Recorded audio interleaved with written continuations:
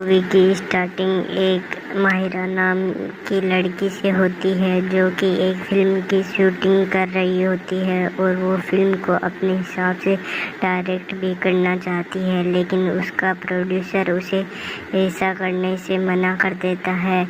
फिर डायरेक्टर वहाँ आ जाता है और वो नाराज़ हो जाता है। फिर माहिरा को वहाँ से निकाल देते हैं और डायरेक्टर उसे चैलेंज कर देता है कि वो कभी फिल्म डायरेक्ट नहीं कर सकती।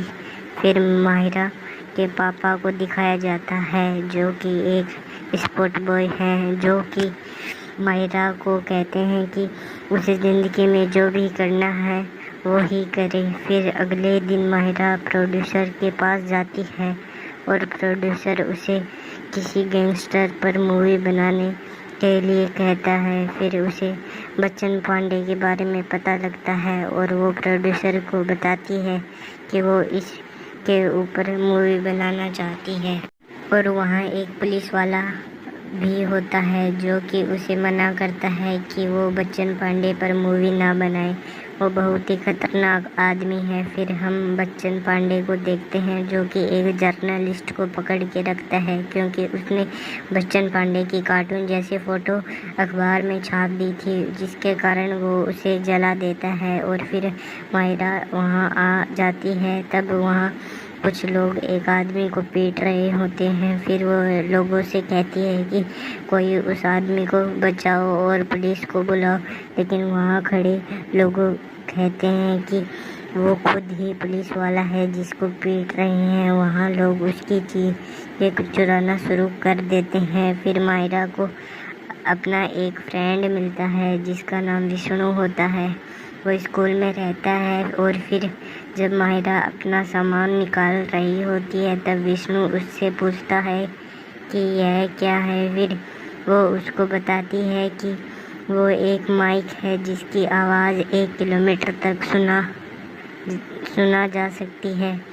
फिर माहिरा उसे बताती है कि वो बच्चन पांडे के ऊपर मूवी बनाना चाहती है। फिर विष्णु बहुत घबरा जाता है। तभी वो विष्णु को कहती है कि वो उसको अपनी फिल्म में सेकंड हीरो बनाएगी। फिर ये दोनों बच्चन पांडे को फॉलो करने लगते हैं और फिर बच्चन पांडे एक आदमी के पास बैठा रहता है जो कि कोमा में है और फिर कहता है कि जब तक वो है तब तक उसकी जान कोई भी नहीं ले सकता है।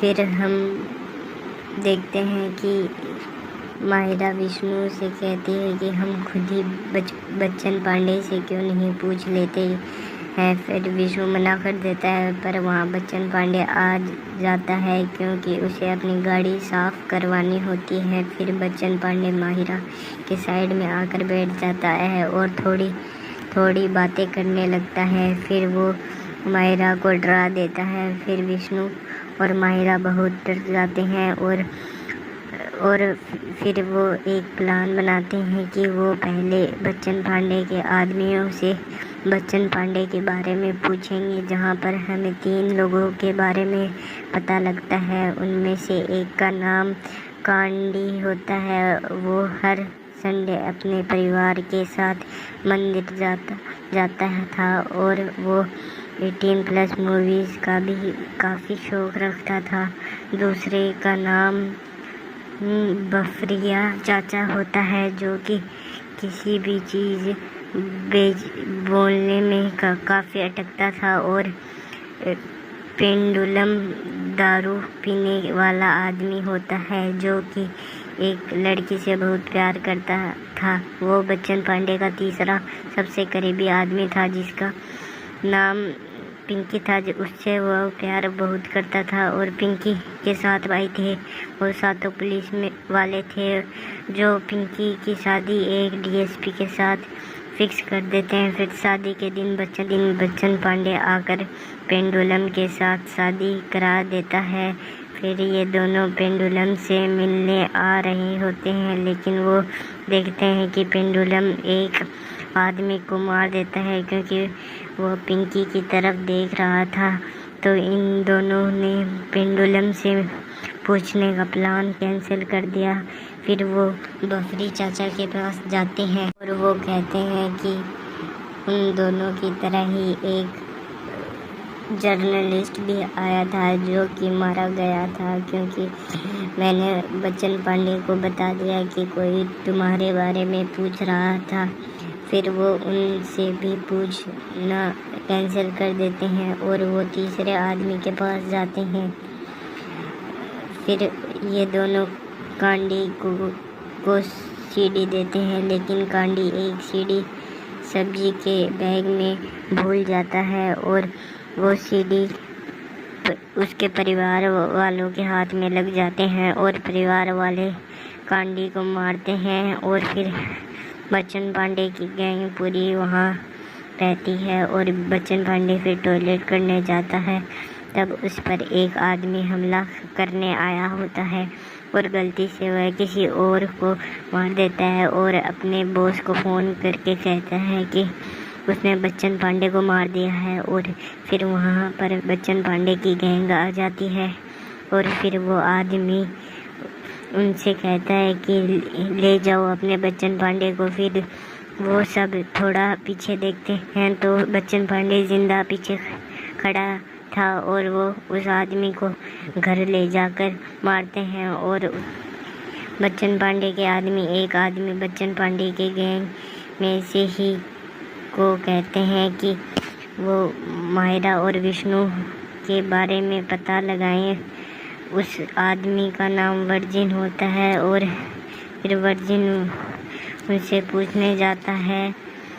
तब मायरा उसे कहती है कि वो एक फ़ोटोग्राफ़र है और फिर उसकी फ़ोटो खींचती है। फिर एक रात वर्जिन को बच्चन पांडे का फ़ोन आता है कि किसी का खून करना है, तो मायरा उसके फ़ोन में माई छुपा देती है। फिर वर्जिन जाता है और पेंडुलम वर्जिन को बच्चन पांडे की गाड़ी में तेल भरने के लिए कहता है और वर्जिन जाता है। तब कहानी में ट्विस्ट आता है कि वर्जिन बच्चन पांडे का नहीं, राणा का आदमी है और ये दोनों भी सुन रहे होते हैं। फिर राणा अपने घर से भाग जाता है और फिर बच्चन पांडे वहाँ आ जाता है। तब पता लगता है कि वो सारा प्लान वर्जिन को मारने के लिए था और फिर राणा को भी पकड़ लिया जाता है और दोनों को मार देते हैं। तभी उन्हें वो माइक मिल जाता है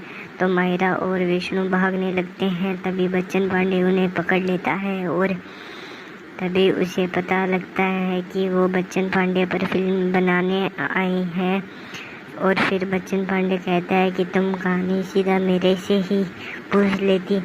तभी अगले दिन मायरा बच्चन पांडे से उसके जीवन के बारे में पूछती है। तभी वह अपनी माँ के बारे में बताता है कि जब से उसकी माँ को पता लगा है कि वो मर्डर करता है तब से उसकी माँ उससे बात नहीं करती। तभी अगले दिन मायरा की स्क्रिप्ट पूरी हो जाती है और फिर विष्णु देखता है कि उसका कोई रोल तो है ही नहीं। तभी वो दुखी हो जाता है। तभी रात को सब बैठे रहते हैं। तब उसमें विष्णु कहता है कि अगर फिल्म बच्चन पांडे पर है तो रोल भी बच्चन पांडे को ही करना चाहिए, तब वह फेमस हो जाएगा और पॉलिटिक्स में भी जा सकता है।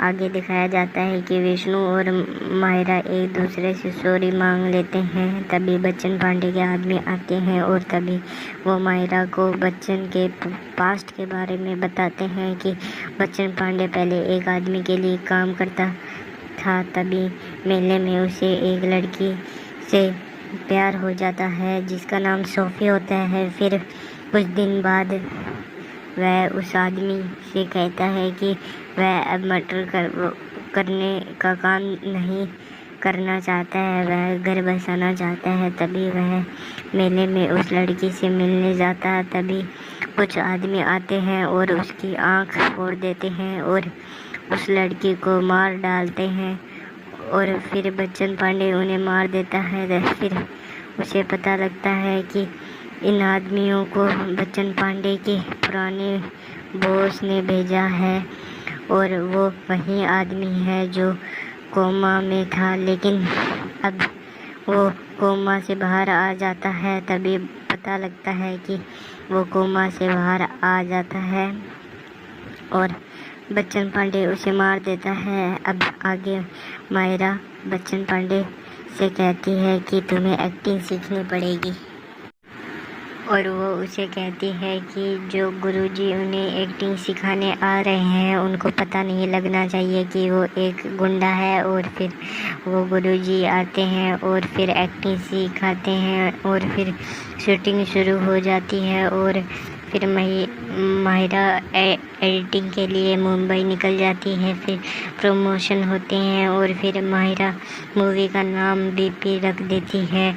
और जिस दिन मूवी रिलीज़ होती है उस दिन जब बच्चन पांडे मूवी देखने जाता है तब पता लगता है कि मूवी का नाम तो भोले पांडे रखा है। और मूवी में बच्चन पांडे को बहुत मासूम सा अच्छा आदमी दिखाया जाता है।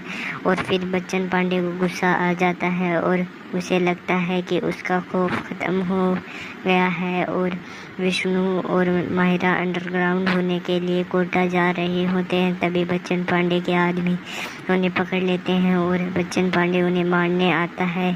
तभी बच्चन पांडे कहता है कि तेरी वजह से उसकी माँ ने 10 सालों के बाद में बोली और वर्जिन की बेटी उसकी फ़ैन हो गई और सभी उसके साथ फ़ोटो खिंचाने चाहते हैं और सिनेमा हॉल भी फुल है और उसे बहुत खुशी मिल रही है। इस कारण फिर वो उन्हें छोड़ देता है। फिर आखिर में वो एक अच्छा हीरो बन जाता है।